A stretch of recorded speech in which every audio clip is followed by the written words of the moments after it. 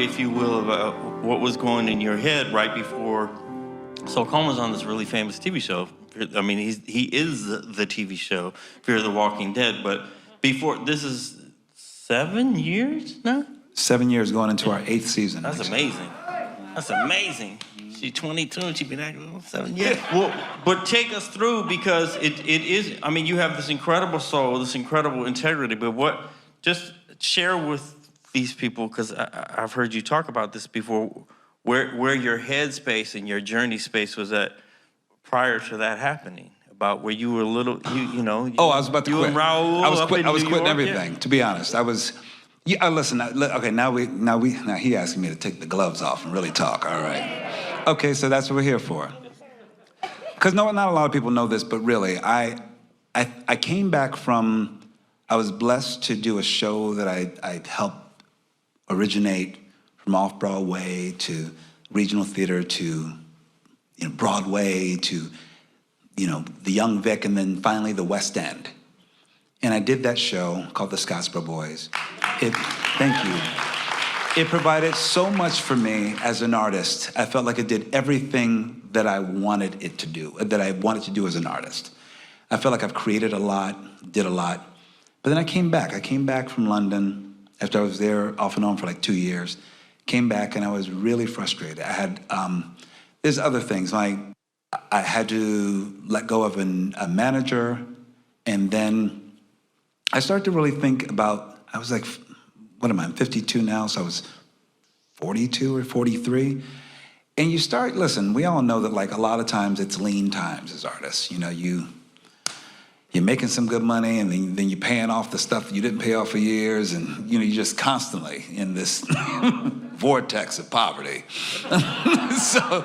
So I came back from what I felt like was a career high, and I came back and I was going on auditions that I felt like they were breaking my soul, to be honest. I felt like I was going in for things like I'm still back at zero again. I can't move the needle on my salary ever. Everyone is like I still just got here. Am I never going to get ahead? Casting directors not seeing me for things, going into, and constantly going for, pilot seasons with, they would do the most disrespectful shit, to be honest. Like, it's amazing the shit that we all know the actors have to go through. Like, you're sitting in a lobby and they've got signs up at ABC, I'll tell exactly where it was, where you see headshots of people who've booked, who's testing, and then there's you sitting there with nothing. And then and then you're listening to some assistant loudly, like right next over here, talking about, oh yes, we like to see that character for the character you're auditioning for. They're like bringing in other people, so you're like, okay, I just really feel like nothing. I feel like nothing. But there was a lot of over and over again things that felt like it was really fucking with your soul, and you're like, I don't know if I can do this anymore. I think it's really hurting me. And I'll tell you this was a moment. And I'll just say it because we're friends and I've never really expressed this. But I was going out so much for pilot season.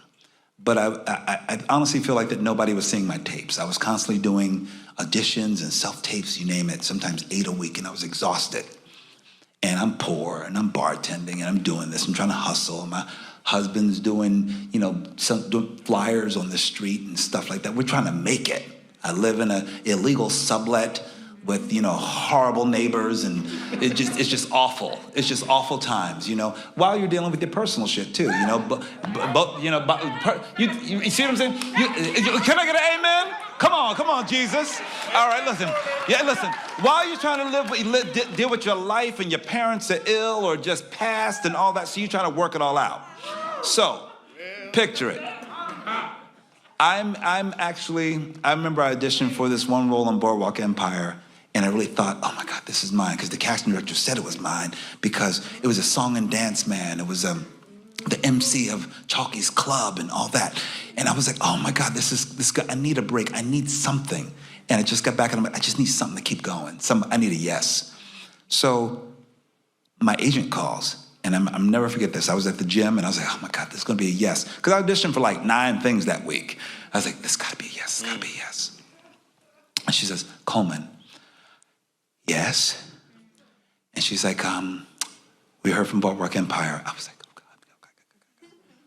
And she said, the producers loved you. You know where it's going. Agents, don't start with that. Don't say producers loved you. We all know what's next. I don't think Joan Spangler would ever say that to me, though. Listen, but I think that it really would be, the producers loved you, the showrunners loved you, the director loved you. But and now go back. I put myself on tape like twice in the winning. I wore a tuxedo. I sang. I danced. I learned the song. I did the tap. I did every goddamn thing I could. So I thought it was mine. Everybody loved you.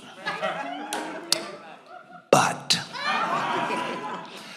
one of the researchers, not a researcher. Where'd you get a researcher from? The researcher wasn't in the room. Wait, researcher. So one of the researchers noted that the hosts in those clubs at that time were light-skinned. I said, they knew what I looked like before I got here. I feel like everybody's fucking with me. I lost my mind, burst into tears in the middle of the gym, burst into tears, like heaved, like I was losing my mind. Oh my God, Colman, where are you? Where are you? I'll come to where you are. No, I can't take it anymore. I can't do it. I go over into the corner. I can't do this anymore. I think this is gonna kill me. I can't do it. I can't do it. I'll never forget that moment. I got home and I said to my husband, I said, would it be okay if I stopped doing this? I had a side business, I had tons of side hustles because I'm from Philly and that's what we do. So I had a headshot business. I'm sure it's taken many headshots in here. Thank you, Melissa Carey. Thank you. I've done many headshots. And I thought, okay, I think, what if I just kept going with my headshot business? And let me tell you something. For my friends out there who think that you don't need this, you need love at home. And somebody say, I'll do whatever you want. As long as you're happy, you can leave that. We can leave town if we need to. Great. So I said, great, that's what I'm gonna do. I'm going to leave. And before I left, this is what happened. I was done. I started to go into my last bit of auditions that I went into. I would go in, and when I was being disrespected, I would take the sides and I wouldn't even do it like in a mean way. I would just take the sides and put them in the trash can as I walked out. I said, I don't need to go into Warner Brothers anymore. I'm good. Isn't that funny? I'm going to be working for Warner Brothers starting on Wednesday. The worm turns. Ain't that some shit? But I would just say, no, thank you. And I would just walk out. Because I needed more. I felt like my self-respect was waning. And I felt so horrible about it all. And I was like, I got to let this go because it's not working out. So as I was on that journey to let that part of my life go, one of my good friends, Daniel Breaker, said, my manager's been wanting to meet with you for a while. I'm like, no, I'm good. I don't need any manager. I'm good. I think I'm good. Just meet one time. I was like, I really was, okay, whatever. I go into this meeting, and I honestly think it wasn't, I think of myself as being quite charming. But I went to this meeting, and I was anything but. I was like this. They were like, so tell me about yourself. Well, this is what I do. I'm from this is what I do, blah, blah, blah, blah, blah, blah, blah, blah, blah, blah, blah. That's what I do. If you think you could work with me, great, fine. I could do it for 6 months and we'll see what happens. It was really I gave all fucks. Zero fucks. I was like, nope. Brian Liebman and Corey Richmond, we'd love to work with you. All right. We'd love to, all right. First thing you gotta do, we have to let that other person on your team go because that's a thing that hasn't been helping you. Okay, so I had to go in and have a breakup, and that would last 3 hours in tears, and then this other agency that I've been dancing with, again, because I was out. I was like, she was really no, they represented me for literary, and I was like, but they really wanted to represent me as an actor. When I was out, I was like, oh, we'll see. So I said, okay. Again, I was like, give it 6 months. And then I had 2 auditions. two of my first auditions. First, she was very excited. This woman named Elizabeth, who's still my agent, and Brian and Corey are still my managers. Elizabeth said, well, oh my God, there's a prequel to The Walking Dead. I'm like, I have no idea what that is. Oh, it's a show, it's an apocalyptic, blah, blah, blah. Yeah, exactly. She said, well, there's a prequel and there's a character. Oh, I think the character is perfect for you. And I really thought, this chick has no idea what I do. What, apocalyptic show? I don't know. So I was again, I had such an attitude. I was anything but myself. I was like, all right. And I was like, all right, the character is interesting. He's got a monologue. I'm gonna wear a blue suit. Raul, can you help put this on tape? I'll get this in my head in the next hour and let's just throw it on tape and call it a day. So I really did it pretty quickly. And this is a great lesson, friends. I did everything I wanted to do in this audition. I was like, this is what I think it is. This is the way I think he's dressed. Blah, blah, blah. Fuck it, take it. I did another audition. I was like, fuck it, take that too. And then I get a call on Thursday, and my agency said, oh my God, Colman, really good news for you. What? One of them was the Get Down with Baz Luhrmann. I said, Baz loves you, and we think you're gonna be getting an offer. I said, oh, well, that's great. It shoots in New York, it's a Get Down. Oh my God, that's really good. But there's a complication now. What's the complication? Fear the Walking Dead. What's that? The audition about the apocalypse. I didn't know what it was. I was like, oh, okay, yeah. Now this was a self-tape. It was one self-tape. I said, okay. They said, okay, well, we'll know no more tomorrow, and we'll figure out what it is.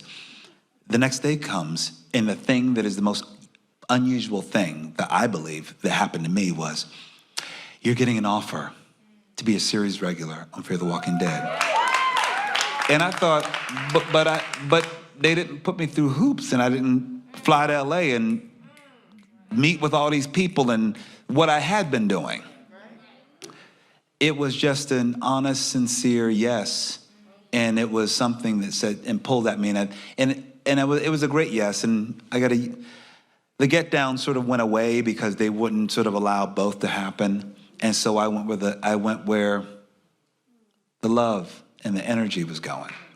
I said, let me do something new, and they came 100 with love, and who am I supposed to, turn that away? I'm like, they just said, you're our guy. We don't need to put you through hoops. And I thought, but also I look back at it now, to be honest, Sean, and I think, well, maybe it's because I stopped putting myself through hoops too, to be honest. And I feel like the universe is treating me the way I treat myself,